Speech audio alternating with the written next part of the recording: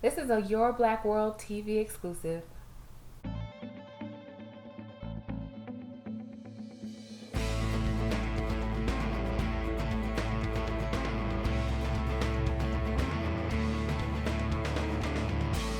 Welcome to On the Real. I'm your host, Tiara Williams. Here on The Real, we talk about real issues affecting our African American community, and we try to find real solutions through conversation. So, let's get this conversation started. Meet my real talkers.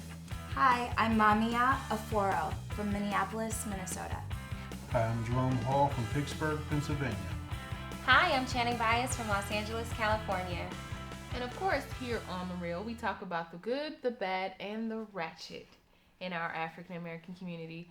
So, let's start with the ratchet. Are you guys ready? Yeah. All right, it's time for our real ratchet rundown.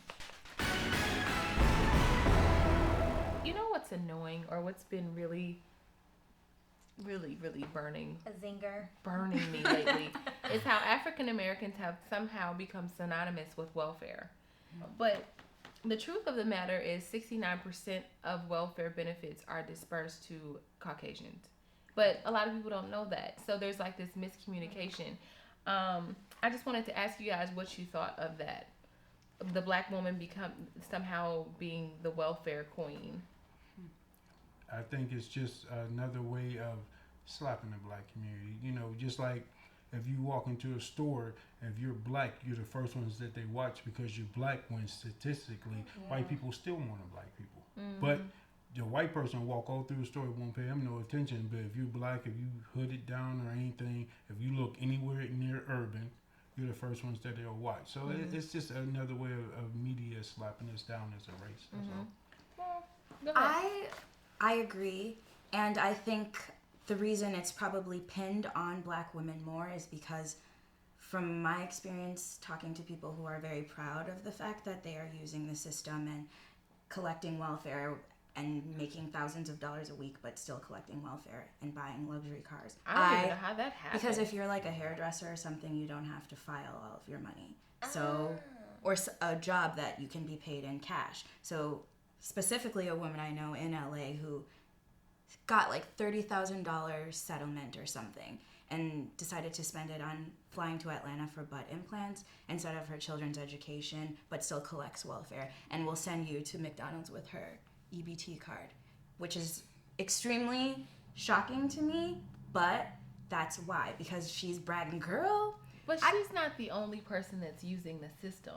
Of course not. Of course not. But I think that a lot of black women talk about it in a way that it's boastful, not something that's not, you know, like they're like, I'm getting mine, kind of. Maybe they see it as reparations in a way. I don't know. But Well, you know, I can see that point. Go ahead. No, I mean I'm just agreeing with Mommy. I can see why, that's probably the reason why it's out there as, black women are the ones that do it, because like you said, it comes about as being boastful. And if I'm letting it all hang out, well then wouldn't you think that of me? Well, I think it comes back, way back, not just, with women now it's being boastful, but, it goes back to Ronald Reagan when he was, giving his little spiel about a woman who had been using on the south side of Chicago with welfare fraud and all of that, and just alluding that it was a black woman, even though he didn't say a race or anything like that. Somehow, his speech or whatever had become synonymous. I mean, had come, become synonymous with black people and welfare fraud. So I just thought that was kind of ratchet, and it just boils my water. The funny thing is, I seen a story. It was a few years back, but it was a white woman, and I think she was in an $800,000 house or better on welfare.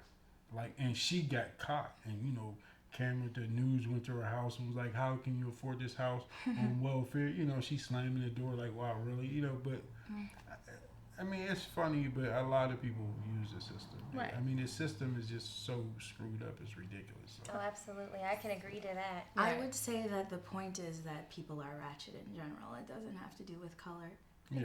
Right. Absolutely. I agree with that. So let's move on a little bit. So I came across a story of a white model who was colored in black face or painted in black face and black body.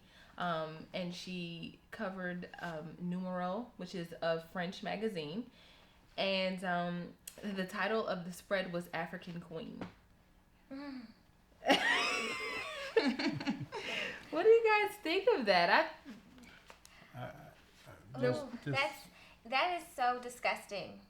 It's disgusting to me, because if you needed a model, I mean, and you wanted an African queen, we've got some very beautiful black models, like Alec Weck. Beautiful. I mean, Yeah. beyond beautiful. I mean,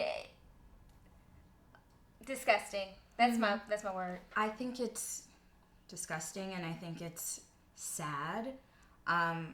Whichever artist decided to make this spread and thought it would be a good idea to hire a white model and painter as opposed to hiring a working black model and, you know, employing someone.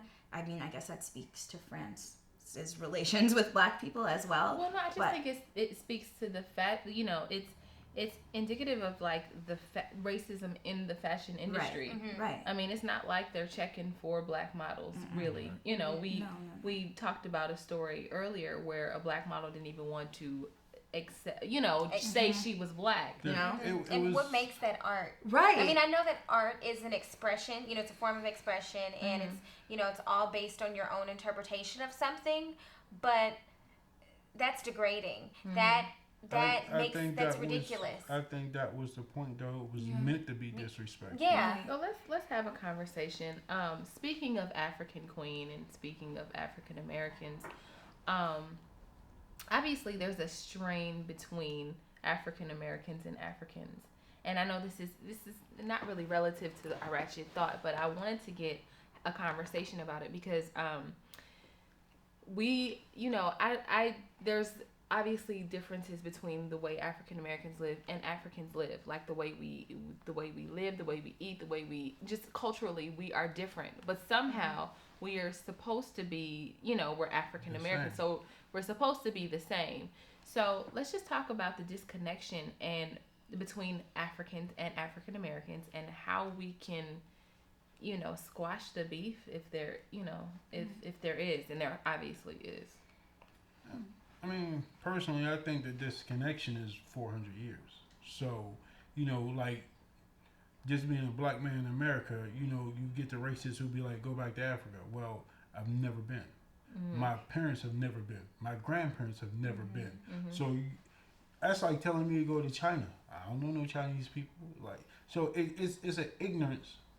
But in the same token, I mean, there's so much of a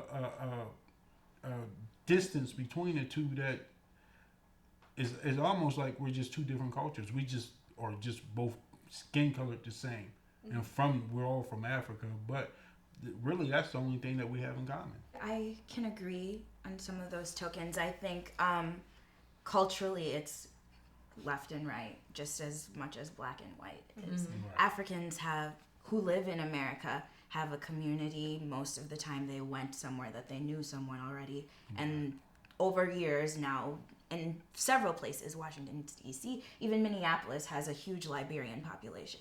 Like, these people congregate in an area and live as though they're back home. So they came here to have a better life for themselves. And when they see what the media puts out about African Americans, you go to Ghana. My family is from Ghana. I've been there several times. People are walking around in G-Unit tall tees and baggy pants and a do-rag because they think that's how you do it in Black America. Like, that's what Black Americans are. Ignorant rappers, ratchet, booty shaking, whatever. So when you come here, and that is not the case across the board, not to say there isn't anybody like that, but Africans have their issues as well.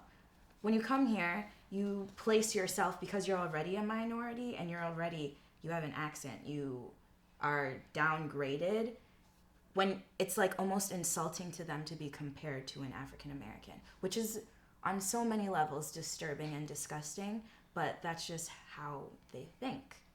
You're not my people. We're black. Yeah, we both have brown skin, but we're not the That's the same. only Yep, connection. I don't think and that I we- think that this, I disagree, but go ahead. The issue that I think what we're trying to address here is that culturally, that's the biggest thing. Culturally, we're different. Yeah. You know, I'm not the same person as like my Belizean friends, you know, which, you know, they're different too. I'm not going to be the same culturally as Maame-ya here. We were raised differently. Our histories are intertwined, but culturally we've just evolved very differently. We've been in two different places, here in America and then Africa, wherever else, but we're not the same because we've had different struggles, you know. We're just not the same. And I think a personal example I can give. My parents came from West Africa. My father went to school at the University of Minnesota, and they stayed there. I was raised in a completely white area. Literally, I have no black friends from home. I went to an HBCU, Spelman College, because I needed that experience to solidify me as a brown-skinned person in this country. Because from my parents, there's no way I would ever know anything about African Americans besides MTV music videos. Well, let me ask you this, because this is, I can't say this is real, but this is something I've heard and, you know, have spoken about. But I get the feeling or the sense that Africans look down on African Americans. Maybe because of what we went through. I'm not saying it's true, but I'm asking. I mean, and there's a difference between Africans who are in Africa and Africans who are in America. There was a sense of tenacity or something that made you leave the country in the first place to go wherever you are. So We just decided to hop on the boat and take a right, ride. that's it's crazy to me because the reason they look down upon African Americans is because they don't think they are African American. They're not African American in their mind by any means. It's interesting. You know, I've read articles about, you know, how Africans feel about us doing, you know, wearing dashikis and going natural and all of that, because that's kind of what it makes me think of. Like, I went to, you know, I read something and it was like, basically an African woman was saying, nothing about you makes you African, right? You go natural, you do all this stuff to try to change yourself into who we are, but you'll never be who we are because you don't do the things that we do. But I kind of disagree with that. I feel like everything derives from Africa. You know, the way we live, you know, the things that we draw from the motherland, like our, you know, the rhythmic, the music, that everything kind of came from that area. I mean, if we're taking it back, even biblically, you know, everything came from but that. if you look at it like that, I'm Oh, no. sorry, but if you look at it like that, not just with African Americans, but Europeans, any race of people, everything spawned from Ethiopia. So, and from that, spread it out. So, if you look at it like that, everything that we do or everything that we come from is from Africa. Okay, so how could you not relate yourself to that place? It doesn't make sense to me. The only thing that I can think of is because with slavery here in America, we were, you know, torn apart. We weren't allowed to continue those traditions, you know, that our ancestors brought over here. And so I think because of that, there's that disconnect there. No, I can't be African in that sense because no, I don't know the traditions. I don't know what happens at a Nigerian funeral and why I should wear garb and what garb technically is. So yes, to a certain extent, I'm not African. Right. I'm an American woman. This Of is the course way you that are. I was raised. Of course you are. And so I think that that's probably the point that she was making there. But it'll always be an issue for us because another very distinct difference between an African who immigrated from Africa and a Black American or African American, whichever you want to call yourself, the difference is I can't necessarily go back and trace my lineage, whereas Maame-ya, you can. Your family is in Ghana. My family came from Pittsburgh, Louisiana, Mississippi. Right. I mean, I can only go back really to the Right. States if I want to be technical about it. We feel like we don't have a home. Exactly. I Yeah. mean, we don't. because we say we're African Americans, but what do that really mean when America really still to this day don't accept us? Africa doesn't accept us. Right. So we kind of feel like we homeless. Here's the thing, and I want to give everybody just the opportunity as we wrap this conversation up. You know, going back to the relationship that we have with Africans, African versus African Americans, how can we repair the relationship? Because it's obvious that there's something wrong between the two of us. If we're just talking like this, I think Africans are arrogant. I think, you know, they're kind of snooty towards us. You know what I mean? I think that, there's all these, they're judgmental towards, all these stereotypes. They watch television and then they make these assumptions about who we are. And then on the other side of things, you think that I'm lazy, whatever it is that you've been, because I've read the articles. What do they really think about us? About Africans? Yeah. About about African Americans? All right. Okay, just so basically, how can you were asking me, or you were telling us, like, what African American And still had some sort of, this is my image of these people. It would be ignorant, but I don't even know that I'm being ignorant. It's just the same as my white friend saying, "Oh yeah, meet me in the whatever lyrics." It's the same thing. I was gonna say. Right. But to your answer to your question, to bridge this gap, there needs to be understanding. We have to stop hating ourselves on both sides and understand that this is a strategic thing to break us, to separate us. What if all the Africans and African Americans think they're the same? That's even more power for that color, that community. So I think it's structural. I think it's ingrained and embedded in our histories and our thoughts about us, and self-hatred, all kinds of stuff. So we have to try to understand each other first. Well, that's a great thought. Anyone else? I think it comes down to, like she was saying, just for me it's education, because being a dark African American, I've had Africans approach me and ask me what tribe I was from, and I was taken back, like, what are you talking about? I'm from Pittsburgh. And I used to be offended by that.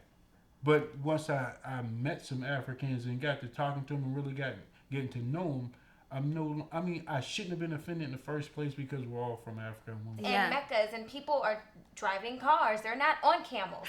You know what I mean? Like, that's real. That's real. It's very real. And these are the images that are being put out. So of course, as long as we're going to feed into that, we're going to remain ignorant to each other. I'm going to wrap this up.